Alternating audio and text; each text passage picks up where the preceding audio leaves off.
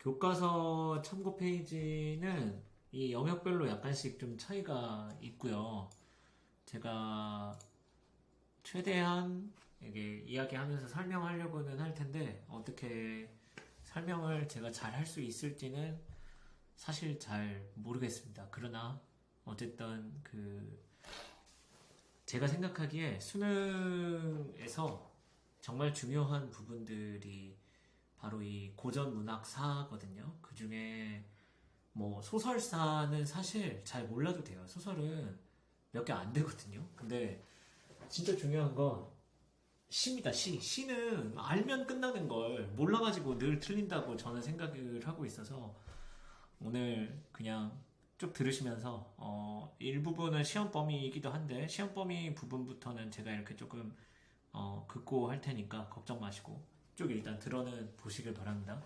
길 수 있습니다. 먼저 상고 시대부터 이야기할게요. 상고 시대라고도 쓰는데 그냥 고대 가요 이렇게 쓸 수도 있습니다. 지금 이거는 시만 있지는 않습니다. 처음 부분은 그래요. 일단 상고 시대 아주 오랜 시대의 역사를 상고 시대라고 합니다. 선사는 역사가 기록되기 이전을 선사 시대라고 하고 정확하게 지금 우리가 이야기하고 있는 건 역사 이후죠. 왜냐면 신화, 전설, 민담 이런 것들이 모두 일종의 다 역사가 기록된 거인 거니까 특히 건국신화 역사가 기록된 겁니다. 먼저 보면 신화, 전설, 민담을 묶어서 설화라고 불러요. 설화가 위에 거고 신화, 전설, 민담이 아래 거거든요. 그랬을 때 우리가 이제 시험 범위 중에 하나인 주몽신화가 있어요. 주몽신화. 여기 제가 오늘 표시하면서 볼게요. 주몽신화는 어떤 신화냐면 건국신화입니다. 나라를 세우는 신화적인 이야기들을 건국신화라고 부릅니다. 자, 그러면 원래 신화가 건국신화만 있느냐? 그건 아니에요. 이제 다른 나라에 보면은 창세신화라고 해가지고 세상이 어떻게 만들어지는지를 이야기하는 신화들이 있어요. 일본 같은 경우에도 있고 일본 신화 중에 이자나기 이자남이었나 이런 것들이 아마 창세신화랑 관련될 거야. 그 다음에 단군신화도 있죠. 그러니까 단군신화도 건국신화긴 하지. 근데 한국에는 창세신화가 없다 어쨌든. 근데 이 신화의 중요한 점은 뭐냐면 해결을 절대 일반적인 방법으로 하지 않습니다. 해결을 다 어떻게 하냐면 다 절대적인 방법으로 해요. 절대자들의 이야기니까. 그건 제가 아마 주몽신화 이야기할 때 정말 많이 이야기했을 거고, 전설은 예를 들면 여기 쓰여져 있는 것처럼 뭐가 있냐면 유리왕 전설, 뭐 낙랑공주 전설 이런 것들이 있습니다. 근데 전설이랑 신화의 차이점은 뭐냐? 신화는 신화이기 때문에 신적인 능력을 발휘해서 문제를 해결해요. 주몽신화는 주몽이 신적인 능력을 발휘하는 거지. 정확하게는 이제 물론 하백이 발휘해주지만 어쨌든 주몽이 외치잖아. 나 좀 구해주라 이렇게 외치잖아. 이게 신적인 능력을 발휘하는 겁니다. 그런데 전설은 인간의 한계를 확인하게 되는 어떤 비극적 결말이 존재하는 게 전설이에요. 그래서 유리왕 전설에서 특히 비극적인 게 뭐냐면 이 화희와 치희를 화해시키지 못하는 내용인 황조가 고대가요 중에 하나죠. 황조가 꾀꼬리는 잘 지내고 있는데 왜 나는 같이 잘 못 지내고 한 사람이랑만 같이 지내는 이런 이야기들. 그 다음에 낙랑공주 전설은 뭐냐면 낙랑공주가 이제 낙랑이라는 국가의 공주인데 호동왕자랑 이렇게 사랑하는데 사랑이 잘 이루어지지 않는 전설적인 이야기들이 있습니다. 전설의 특징은 또 뭐냐면 실존 인물이랑 관련이 있어요. 자, 그 다음에 밑에 가서 망부석설화나 금돼지설화 같은 게 있는데 여기서부터는 이제 민담의 영역입니다. 민담은 또 특징이 뭐냐면 실존 인물, 특정한 실존 인물이 잘 나타나지가 않아요. 그러니까 유리왕 전설, 낙랑공주 전설 이름이 명확하잖아. 주몽신화, 단군신화, 주몽, 단군 명확하잖아. 망부석? 누가 망부석이 됐다는 거야? 정확하게 남아있지 않다. 그리고 유사한 이야기들이 매우 많다. 고대가요는 뭐 보통 서정이랑 주술노래로 나눕니다. 아까 이야기했던 황조가 서정입니다. 개인의 정서 표현이지. 슬픔이라는 정서 표현. 주술노래는 뭘 주술이라고 하냐면 비나이다 비나이다 제가 제발 성공하게 도와주십시오 이런 것들이 주술입니다. 구지가는 그러면 어떤 거에 대한 주술이냐? 거북이한테 이제 주술을 하죠. 머리를 잘 내도와 달라고 주술을 하는 게 구지가의 주된 내용입니다. 그러면은 이 왜 주술 노래가 하나의 이 시대의 고대가요 장르로서 이렇게 언급할 만한 것이냐? 사실 이런 거지. 예전 사회는 좀 더 지금보다는 덜 실증적이었다는 거지. 그래서 무당들이 지배하는 사회였다 이렇게도 보죠. 또는 이렇게 신관들이 지배했다 이렇게도 본단 말입니다. 그래서 재정일치 이렇게 이야기하는데 구지가가 그런 재정일치 시대에 있었기 때문에 기도를 드리는 사람을 제사장이라고 부르고 왕이 일치했다 해가지고 재정일치 사회라는 거지. 그때는 이 구지가가 주술적 기능을 갖고 있었다는 겁니다. 세상의 안정 이런 것들을 위해서. 특징은 뭐냐? 구지가라는 노래나 황조가라는 노래가 설화와 같이 실려 있다는 거예요. 한문으로. 물론 뭐 이렇게 지나고 나면 향가가 나옵니다. 제가 몇 개 안 써놨어요. 뭐 신라시대에 나타난 지배층의 정서 장르 이렇게 제가 간단하게 표현해놨는데 향찰이라는 차자표기 언어를 활용해서 작성된 서정 장르입니다. 차자표기는 글씨를 빌리는 걸 차자표기라고 하는데 이번에 6월 모평 고3 거에 차자표기에 관한 시험 문제가 하나 있습니다. 한번 풀어보시면 푸실 수 있을 텐데 그 차자표기를 활용한 게 적극적으로 활용한 문자가 향찰입니다. 향가도 많아요. 여기 쓰여져 있는 것처럼 사부채, 뭐 서동요, 풍요 이런 노래들이 있고요. 노동적인 성격을 지니고 있긴 하고 주술적인 성격을 지니고 있는데 주술적인 성격을 지니는 거일수록 좀 더 고대의 것이라고 해석합니다. 사회가 발달하고 구체화되기 시작하면 주술이 더 이상 통하지 않는다는 걸 알거든. 근데 이때는 아니었어. 그 다음에 팔구채, 뭐 모죽질환가, 처용가 이런 것들이 있고 19채 여러분들 제망매가 배웠고요. 원앙생가, 도천수대비가, 안민가 이런 것들 다 19채입니다. 제가 길게 언급하지 않는 이유는 최근에 시험에 나온 적이 없어가지고 좀 짧게 하고 가겠습니다. 신라시대에 불려졌다 이렇게만 좀 알아두시면 좋겠습니다. 그 다음에 이제 고려가요입니다. 고려가요는 좀 특이한데 불리기는 고려시대 때부터 불렸는데 기록은 언제 됐냐면 여기 나와 있던 것처럼 조선 전기에 편입이 됩니다. 조선 전기에 어떤 형태로 편입이 되느냐?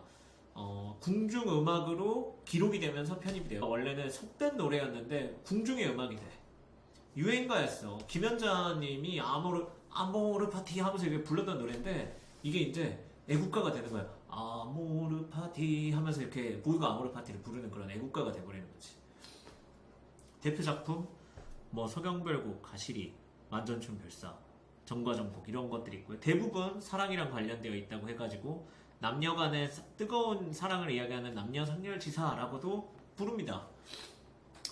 그 다음에 뭐 동동과 같이 교과서에 있는데 1년의 세시풍속과 사랑이 연관되어 있는 노래도 있고요. 청산별곡과 같이 도가적 세계관 속에서 이상적 세계를 그리고 있는 작품들도 있습니다. 그럼 서정은 고려시대에 고려가요 하나만 있었냐? 그건 아니고 경기체가라고도 또 다른 장르가 있어요. 이제 그거는 좀 특이점이 뭐냐면 지배층들이 주로 창작했던 작품들이고요.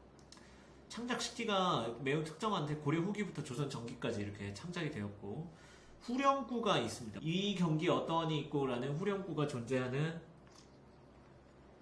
작품들이기 때문에 이 작품의 끝에 항상 통일된 문구가 있어.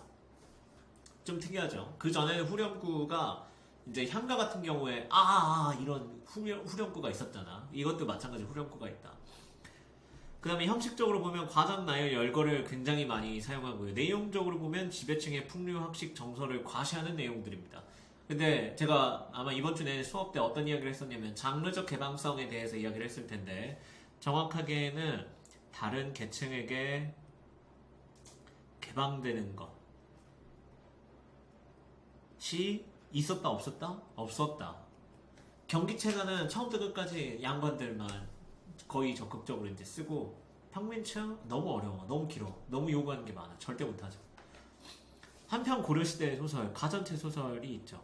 사물을 의인화해서 전기 구조로 써내는 소설이 가전체 소설입니다. 뭐 국순전, 공방전 이런 소설들이 있어요. 여기서 말하는 전기는 기전체를 의미하는 거고, 일대기적 구조가 있고 여기에 이제 평론까지 더해지는 일련의 서사 구조를 지키는 소설들이다. 그런데 특징이 뭐다? 허황된 이야기들이다. 사물이 주인공이다. 사물, 뭐 술, 돈, 예, 돈이 지폐 화폐가 아니라 그 종이 돈이 아니라 코인 이런 것들이 주인공이다. 주인공. 이게 가전체 소설이다. 이런 겁니다. 자, 그렇게 하면 이제 조선 전기로 넘어옵니다. 이게 주된 시험 범위이기도 하죠. 조선 전기부터 후기까지 모두 다 중요하다. 최근 뭐 한 5개년간의 6월, 9월 모의평가, 그 다음에 수능은 거의 다 여기서 출제됐다. 이렇게 보시면 돼요. 근데 제가 지금 뒤에다가 서사를 딱히 적어놓지 않았거든요. 서사는 아마 따로 안 적을 것 같아요. 교과서 정도면 충분합니다. 교과서보다 약간 더 설명하는 정도예요. 그래서 어차피 우리가 이제 실제로 시험 범위에서 암기해야 되는 매우 기본적인 내용들은 시조랑 가사기 때문에 시조랑 가사 언급을 하고 영상을 끝내겠습니다. 시조는 고려 말에 등장을 해요. 고려 말에 신진사대부들이 시조라는 것들을 창작해내기 시작합니다. 그래서 이때부터 무슨 특징이 있냐? 매우 엄격한 형식적인 제약이 존재합니다. 3장의 육구로 제가 이루어져 있다고 수업 시간 때 이야기를 굉장히 많이 했었고, 이제 운율로 치면은 사음보예요. 덩어리가 4개라는 거예요. 그러니까 3장에서 한 장이 2개의 구로 이루어져 있고, 이 2개의 구는 각각 한 음보 이렇게 이루어져 있다고. 그래서 한 장이 사음보야. 발음하기 편한 게 4개다. 이렇게 보시면 됩니다. 초반에는 제가 말씀드렸지만 이제 양반이라고 쓰시기보다 정확하게는 사대부라고 쓰시면 좋겠죠. 초반에는 사대부들의 문학 양식이었고, 후기로 넘어가면서 어떻게 된다? 작자층의 확대가 일어난다. 장르가 개방되기 시작한다. 그리고 형식의 변화가 일어난다라고 했습니다. 사설시조와 같은 형식의 변화가 일어나는 게 시조다. 자, 근데 첫 번째, 전기에 여말선초 계열 시조들이 있다는 겁니다. 제가 이야기했었지만 고려의 흥망성쇠나 조선의 새로운 건국들을 이야기하는 내용들이 정말 많고요. 고려의 흥망성쇠, 대표적으로 뭐 원천석이나 길제 같은 이게 문인들이 쓴 시조들이 있고, 조선의 새로운 건국 같은 경우에는 뭐 왕의 은혜를 진짜 감사 표현하는 맹사성의 강호사시가나 황해의 사시가들, 대부분 강호가도를 이야기하면서 특징이 있지. 이게 이제 동시에 역군은 이셨다도 같이 표현한다는 겁니다. 그 다음에 이제 제가 잘 언급하진 않았는데, 한 번도 수업 시간에 언급하지 않았지만, 그냥 이때도 사실 단순히 서정 표현을 시작하긴 합니다. 이화의 월백하니 이렇게 시작하는 시조들이 있어요. 그게 이제 그 달빛에 비치는 어떤 개인의 복잡한 심정을 표현하는 시야. 이조년이라는 이제 그 왕족이 쓴 시인데, 서정 표현이 이미 여말선초 때부터 있었다. 자, 두 번째, 훈민가류 시조가 있습니다. 제가 훈민가류 시조들은 수업 시간에 한 번도 언급을 안 했고, 아마 방과후 시간에만 딱 한 번 언급을 했을 겁니다. 훈민가류까지 이야기하기 너무 어려워서. 훈민이라는 건 뭐냐면 백성을 가르친다는 겁니다. 어떤 백성이냐? 미개한 백성입니다. 유교 윤리를 모르는 미개한 백성들을 가르치는 걸 훈민가류 시조라고 부릅니다. 오륜가나 훈민가 같은 작품들이 있습니다. 목적이 뭐냐고? 평민들의 세식풍속 교육하는 게 목적이야. 삼강오륜도 들어본 적 있을 거야. 삼강오륜을 그려놓은 책은 그림책이거든요. 이 그림책을 배포한단 말입니다. 조선 초기에. 왜냐? 미개하거든. 사람들이 부모 간의 도리를 모르고 형제 간의 도리를 모릅니다. 사람들 간에 지켜야 될, 친구들 사이에 지켜야 할 법도 같은 걸 몰라. 그래서 삼강오륜도 배포하면서 훈민가도 같이 부르게 만들었다. 이렇게 보시면 되겠습니다. 그 다음에 이제 강호시조. 강호시조는 그 핵심이 혼탁한 현실에서 이제 벗어나 있다. 이런 겁니다. 강호세계라는 건 다른 표현으로 자연이라고도 부르는데, 그럼 왜 혼탁한 현실에서 벗어나서 강호세계에서의 유유자적 조용히 이렇게 지내는 걸 이야기하느냐? 열심히 조정에서 일을 하고 왔어요. 열심히 왕과 일을 하고 나니까 이제 질려버리는 거지, 어떻게 보면. 그래서 강호 세계에서 유유자적하면서 뭘 이야기하느냐? 공부하는 걸 이야기하는 경우도 있고, 또는 현실과 갈등했지만 이제 그냥 자연 속에서 머물면서 남은 여생을 즐기겠다라고 이야기하는 것들도 있고, 뭐 아니면 농사 짓는 이야기들도 있고, 뭐 배 타고 왔다 갔다 하는 이야기들도 있고 합니다. 여기 쓰여있는 도서 12곡, 한거 18곡이 아마 작년 모의평가에 나왔던가 뭐 그럴 거야. 구상구곡과 도산 12곡 나온 지 얼마 안 됐고요. 어부담가도 또 나온 지 얼마 안 됐습니다. 어쨌거나 다 최근 기출들이고요. 그 다음에 산중신곡, 어부사시사 기출들과 가깝고, 뭐 월선헌 16경가 이런 것들도 있습니다. 어쨌거나 이런 것들은 다 강호시죠. 자연 속에서 유유자적하고 안빈낙도를 즐기고를 이야기했다. 뭘 생각하지 않고 조선의 현실을 생각하지 않고. 물론 이건 이중적인 감정이 드는 경우도 있습니다. 어떻게 드냐면 자연이 너무 좋아. 왕이 생각이 나는 거야. 자연이 너무 좋으니까. 뭐든지 왕 때문인 것이. 그래서 왕은 잘 있을까 이렇게 고민도 한다 이런 겁니다. 자, 그 다음에 기녀시조가 있어요. 기녀시조 제가 말씀드렸지만 이제 양반들이 뭐라고 합니까? 양반들이 주로 기생이랑 놀잖아. 주로 기생이랑 노니까 양반들이랑 같이 놀 수 있는 기생들도 충분히 시를 바로바로 이렇게 쓸 수 있는 능력이 있었어야 됐거든요. 그래서 황진이, 걔랑 뭐 홍랑 이런 사람들은 시조를 바로 창작해낼 수 있을 만큼의 작품들이 있습니다. 물론 최근에는 시험에 출제되진 않았어요. 왜냐면 이 사람들의 작품들 같은 경우에는 한 숫자입니다. 딱 한 덩어리야. 세 줄짜리 하나만 있어. 근데 위에서 이야기하고 있던 여기 나와 있는 강호시조들, 뭐 도산 12곡, 한거 18곡, 고상구곡과 이런 것들은 다 뭐 두수 이상입니다. 연시조들이 하나짜리가 여러 개로 묶여 있으면 그거 연시조라고 부릅니다. 자, 그 다음에 조선 후기에 오면 강호시조의 전형성이 쇠퇴합니다. 좀 친절하게 설명을 하면 이런 겁니다. 강호시조의 전형성, 자연에서 편하게 살고 있다라는 이 전형적인 이야기 구조가 없어지기 시작해. 왜냐면 가난하거든.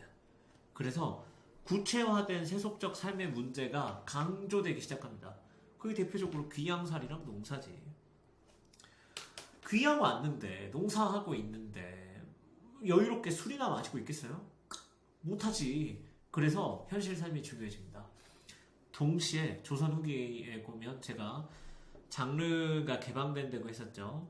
그래서 누가 쓴다? 평민들도 쓰고 여인들도 쓰고 중인들도 쓴다. 그러면서 일상적인 언어가 들어오고 다채로운 생활 감성 들어오고 남녀간의 애정 표현 적극적으로 들어오고 비속한 소재도 막 들어온다. 그런 것들이 이제 계층의 다양화랑 연관 지으시면 되고, 물론 유명한 연시조들 이런 것들이 있습니다. 뭐 출제가 됐던 경우도 있고 여러분들이 봤던 경우도 있습니다. 근데 어쨌든 여기 있는 것들 한 번씩 찾아보시면 좋겠습니다. 그 다음에 가사. 사설시조는 참고로 오늘 이야기 안 할 겁니다. 가사는 사음보의 연속체입니다. 시조 한 장짜리라고 하기보다는 시조의 그 한 개의 구가 무한장 연결되어 있는 거예요. 초기에는 그러다 보니 사대부들이 써요. 내용을 길게 쓴다는 것도 보통 어려운 일이 아닙니다.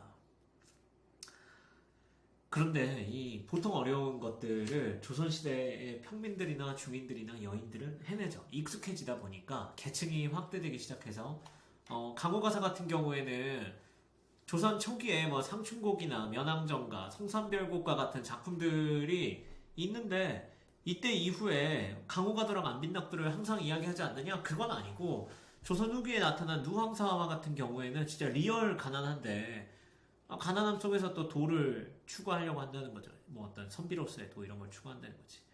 한편 기행가사가 있습니다. 여정이나 뭐 또 견문이라고도 부르는데 보고 듣는 걸 견문이라고 하고 여정은 여행하는 그 일정 같은 걸 여정이라고 합니다. 그러니까 기행가사라는 거는 여행 가면서 보고 듣는 것들을 기록해 놓은 가사라는 거야. 서정 표현일 수도 있고 사실 묘사일 수도 있겠지. 이게 왔다 갔다 하지. 그래서 조선 전기에 가장 유명한 기행가사 관동별곡이 있습니다. 조선 후기에는 뭐 완전 유명한 건 아니지만 그래도 청나라랑 일본 갔다 온 이야기들 연행가와 일동장유가를 꼭 언급하게 돼요. 시험에 나왔었던 걸로 기억해. 자, 한편 또 조선 전기 후기 가리지 않고 나타나는 게 연군 가사이면서 유배 가사입니다. 특징이 뭐냐? 사랑하는 상대방과의 관계가 나타나 있을 때가 많아. 그 사랑하는 상대방과의 관계가 비유적으로 나타나 있을 때도 있고 또는 직접적으로 왕과의 사랑일 수도 있거든요. 근데 어쨌든 나타난다는 게 중요하지. 그럼 결국 뭘 이야기하려고 한다는 건다. 왕에 대한 그리움이 강하게 표출하게 되는 거죠. 왜 왕에 대한 그리움을 표출하겠어? 나 다시 좀 그 일할 수 있게 그 경복궁으로 좀 불러줬으면 좋겠어. 왕님 이렇게 이야기하는 겁니다. 또 교과서에 있는 송미인곡과 같이 대표적인 정설의 작품들 연군 가사에 해당하고요. 만원사 만분가도 시험에 출제된 적이 있는 작품들입니다. 찾아보십시오. 세 줄 남았네요. 자, 규방 가사가 있어요. 여인들이 쓰는 규방이 여인들이 머무르는 곳들이거든. 어인이 아니라 여인입니다. 두 가지로 보통 구분합니다. 뭐 세 가지도 있긴 한데 딱 오늘은 두 가지만 언급할게요. 신변 탄식을 하는 작품들이 있습니다. 아, 내가 왜 이 남자랑 결혼해가지고 이렇게 개고생을 하고 있나 이런 신변 탄식. 화난설원과 같은 시인이 이제 썼고요. 화전가류 작품들이 있는데 화전가는 꽃놀이를 화전놀이라고 합니다. 그래서 조선시대 때도 꽃놀이가 있었나봐. 그래가지고 꽃놀이 가고 왔다 갔다 하는 그런 내용들이 시조로 그 가사로 있습니다. 자, 마지막으로 최근에 또 시험에 나왔던 현실 비판류 가사가 있는데 우부가가 25학년도 6월 모평에 나왔어요. 시험 범위죠. 우부가는 반드시 꼭 보시길 바랍니다. 어디가 이 비판하고 있는 부분인지, 물론 거의 다 비판하고 있기 때문에 제가 막 어디 부분이 비판을 하고 있습니다 이렇게 찝어주진 않겠습니다만, 그럼 왜 비판을 하냐면 조선 후기에 와서 제가 말씀드렸지만 사회가 붕괴해요. 사회의 정확하게는 가치관이 붕괴해. 도덕성이라는 걸 찾아볼 수가 없게 돼. 전쟁 일어나고 나면 사람들 다 가난해지고 눈 돌아가죠. 내가 당장 살아야 되는데. 그래서 붕괴한 현실들을 비판하는 뭐 현실 비판류 가사 또는 뭐 세태 가사들이 있고, 조선 전기나 후기를 계속 이어가다 보면 역시 오륜가 계열 가사들이 존재합니다. 그러니까 오륜가의 시조, 훈민가류 시조가 시조에만 있었던 게 아니라, 그런 문학작품들이 시조에만 있는 게 아니라 가사에도 있다. 대표적으로 뭐 초당문답과 인일가와 같은 작품들이 있습니다. 이게 끝이에요. 고전소설 빼고. 고전소설까지 하면 30분 넘어가겠다. 고전소설은 제가 다음에 또 여유가 되면 하고, 조선시대부터의 이야기들은 반복적으로 들으시면서 제가 지금 여기에 수없이 많이 표시해놓은 작품들이 있어요. 예를 들면 뭐 여기 강호사식, 색깔이 좋지 않네요. 뒤로 가기가 되나? 됩니다. 자, 표시 몇 개만 해볼게요. 강호사시가 찾아보면 좋고, 사시가 찾아보면 좋겠고, 그 다음에 뭐 오륜가 찾아보면 좋고, 훈민가 찾아보면 좋고, 도산12곡, 한거 18곡, 고상구곡가, 어부단가, 산중신곡, 어부사시사 다 찾아보면 좋습니다.